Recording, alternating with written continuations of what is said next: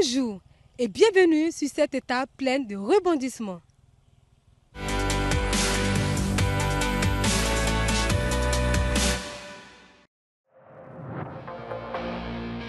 Le Tour quitte la région de Yamoussoukro aujourd'hui, direction Thiébissou.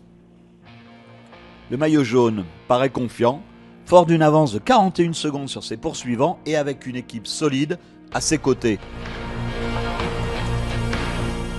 Pour les Ivoiriens, le début du Tour est plus compliqué. Pas de victoire et pas non plus d'échappée importante. C'est dès le départ, il y a un peu de difficultés là, mais aujourd'hui seulement nous-mêmes là, on sent que non, ça va aller. Voilà. Il y a confiance à nous qu'aujourd'hui, Thiébissou, Sakassou là, on va remporter. L'étape du jour entre Thiébissou et Sakassou fait 110 km.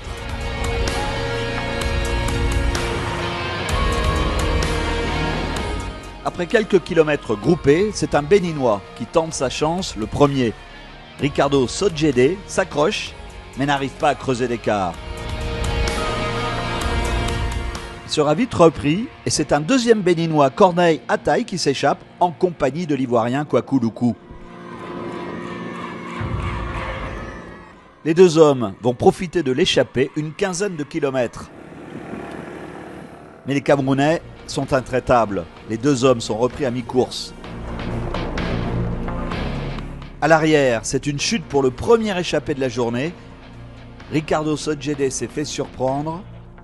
Quelques contusions, mais il reprend la course.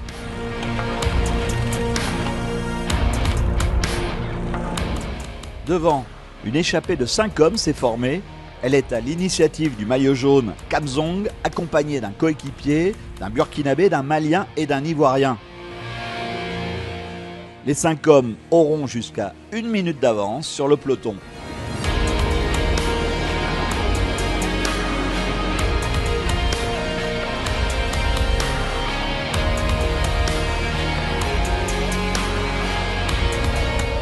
À Sakassou, le Burkinabé Moukela Rawende remporte le sprint intermédiaire devant le maillot jaune.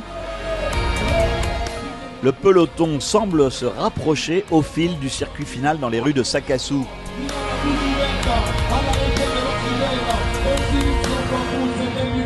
À 10 km de l'arrivée, des coureurs partis en contre rattrapent l'échappée. Les deux Camerounais, Kouéré Nounaoué et Fabrice Chauffeur, coéquipiers du maillot jaune, contre-attaquent et creusent l'écart. Ils s'envolent et son virtuel maillot jaune.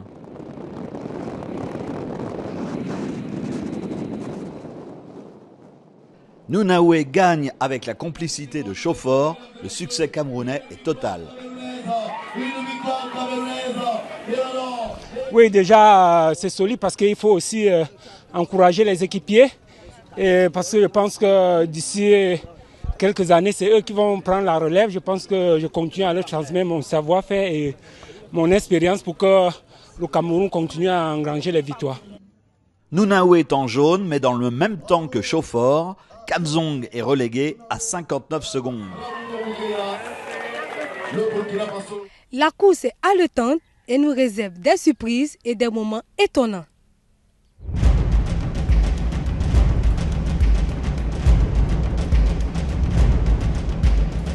Le cyclisme est parfois injuste envers ses champions. C'est le dérailleur qui est cassé. Le dérailleur qui est cassé? Oui, c'est le dérailleur.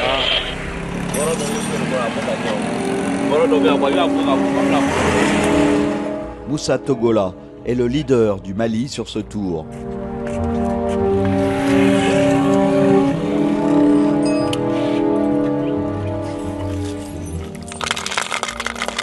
Il y a beaucoup de boulons là, de vis. S'il n'arrive pas à réparer, Moussa devra abandonner. Ça va aller. L'essentiel est que le mécano trouve une solution. Ok.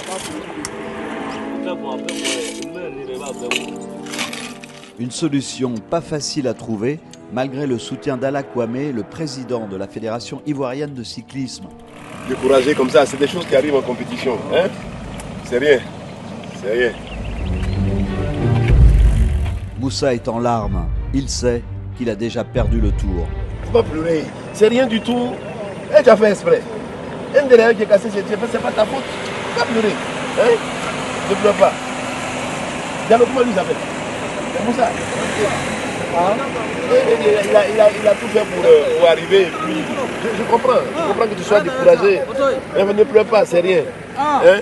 Ça a l'air difficile pour lui là. Oui, il est venu seul, il a pris. Les autres sont venus avant lui, il s'est débrouillé pour venir. Puis celui-là, si tout ça lui arrive, c'est dommage. Pour ça, il faut prendre courage.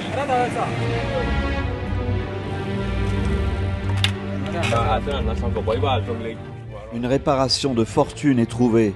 Moussa Togola repart, mais il a perdu 12 minutes.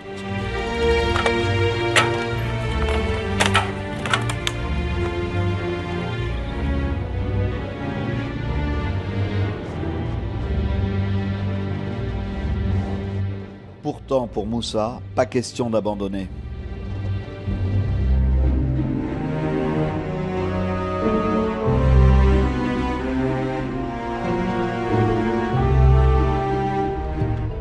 Le lendemain, Moussa retrouve sa place parmi ses compagnons. Une nouvelle étape, une nouvelle course. Moussa, lui, a franchi une nouvelle étape dans sa vie de coureur. Le cyclisme peut être un sport cruel, mais c'est le sport que je préfère.